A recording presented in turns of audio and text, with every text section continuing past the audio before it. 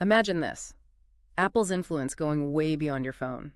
Like, picture them in your garage. Yeah, like actually in your car. Exactly. Right. That was kind of the idea behind their Project Titan, right? Their super secret attempt to build an actual car. Right, right. And, well, we know now it didn't quite work out. They never really hit the gas on that one. Just stalled out.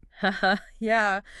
But there's this whole other side to the story that's honestly pretty fascinating, and it's all about tech innovation, surprisingly. Yeah, the tech is really interesting. So even though Apple kind of pumped the brakes on making the whole car, it turns out they were knee-deep in a key component: batteries. Batteries, yeah. That's where things get really interesting. And our source for this deep dive is this Bloomberg article, pretty detailed stuff. It reveals this partnership Apple had kind of out of nowhere. Oh, yeah, I remember reading about this. So they were secretly working with BYD, this Chinese EV company, on a really advanced battery, all for this Project Titan.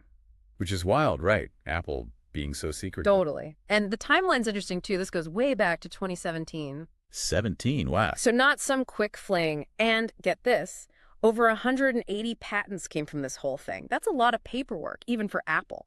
So clearly, something big was brewing here. 180 patents. Geez, what were they working on? Exactly. It's not like we're talking about AA batteries here. Uh-huh. So what was so special about this tech that it needed that much effort? Well, they were working on this thing called lithium iron phosphate batteries, or LFP for short. LFP batteries. Got it. And those, while not exactly brand new back in 2017, they had some serious advantages, especially compared to what other EVs were using at the time. Right, because for those of us who aren't, battery experts, what's a big deal with LFP? Well, think of LFP batteries like the workhorses, yeah. Yeah.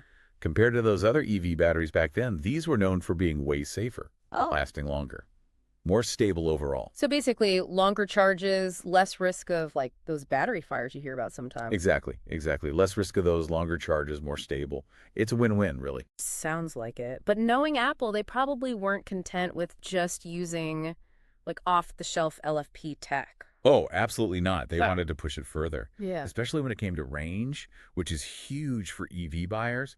And remember, Apple, they're all about that user experience. Right. Range is everything when you're talking about electric cars. Okay, so that makes sense. But here's the million-dollar question.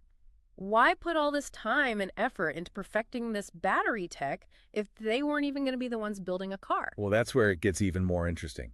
Remember how BYD actually outsold Tesla for a bit? Yeah, that was huge news. Right. And a big part of that was their Blade battery system. And guess what? It uses stuff they learned directly from working with Apple. So it wasn't just about Apple building their own car. It seems like they wanted to shape the whole EV market. Whoa, so they were secretly helping to create a competitor. In a way, that's a pretty bold move. Bold, yeah, for sure. But also, like, crazy strategic when you think about it. Even if Apple wasn't going to be the one selling the cars, they could still have a huge impact. By influencing where this whole battery tech was going, especially with a company like BYD that was really on the rise, they're basically shaping the entire market. Yeah, that's true. It's like they were playing chess, thinking way ahead of everyone else. Totally. And remember all those Apple engineers, the ones obsessed with battery pack design and how to manage the heat and all that? Those details that might seem kind of small, but... But it shows how much they care about the little things. Exactly.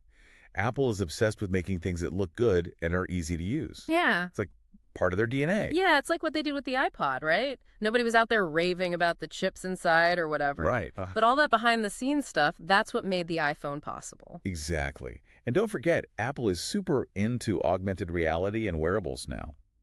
Like, imagine AR glasses that don't die after an hour, or a smartwatch you only got to charge like once a week. Okay, now that's what I'm talking about. Suddenly, this whole battery deep dive is getting kind of personal, haha. But seriously, is that even realistic? Could we really see batteries that good in smaller devices anytime soon? Well, that's the big question, right? As good as these LFP batteries are, it's not like they're, magic. Right. They've definitely got their limitations. Like, compared to some other types of batteries, the energy density isn't as high. So they last longer, but you can't pack as much power into the same size battery. Yeah, it's a trade-off. And I'm sure Apple's engineers are working on that right now, trying to figure it out. Yeah, they're probably on it. But honestly, if anyone can squeeze some crazy performance out of these batteries, it's got to be Apple. That's true. They've pulled it off before. Exactly. So, okay. We might not have week-long iPhone batteries right this second, but this whole BYD thing, it could be a really big deal down the road. Oh, absolutely. And you know what? I think it really shows you how Apple thinks about innovation. Like Well, their whole approach. how so? So what's the deal with their approach? What makes it so different? They're playing the long game, you know? Yeah. It's not just about what's coming out next year. It's about like 10 years down the line. Right. This BYD thing, it shows they're willing to go all in on these foundational technologies, even if nobody really gets it right away. Yeah, that makes sense. They've always been good at that, right? Taking something kind of niche and then boom, suddenly it's everywhere. Exactly. It's like Yeah. touch screens. Before the iPhone, they were around, but kind of clunky. Nobody was that into it. True. Apple didn't invent them, but they made them good. Made Yeah. them disappear, part of everyday life. Totally. So following that, what's the touchscreen moment for these LFP batteries? What's the next big thing Apple sees that we don't? That's the million-dollar question. If I had to guess, I'd say it's bigger than just like your phone staying charged longer. Okay, yeah. It's about a whole new type of device. Whoa, you mean stuff we can't even imagine right now? Yeah. Exactly. Stuff that's smaller, lighter, but way more powerful. We're talking about cutting the cord for good. No more being tethered to a wall outlet. Exactly. This could change everything from how we experience AR to like health sensors you don't even notice you're wearing. So this whole thing, this car battery partnership, Hmm. it's about Apple's vision for, well, everything. It might be, yeah. And that's what's so cool about this. We're all caught up in the new phone, the new this, the new that. Right. But sometimes the real game changers, they happen in the background. Someone's got a vision and bam, it hits us. It's true. Sometimes you got to look beyond the surface to see what Apple's really up to. Totally. And for anyone listening, keep your eyes peeled for LFT batteries. Might not be as flashy as the latest iPhone, Great. but they could be the unsung hero in whatever Apple does next. So next time my phone dies and I'm freaking out about the battery, I'll just remember, Apple's probably got this. Uh-huh, exactly. They're working on it. Awesome.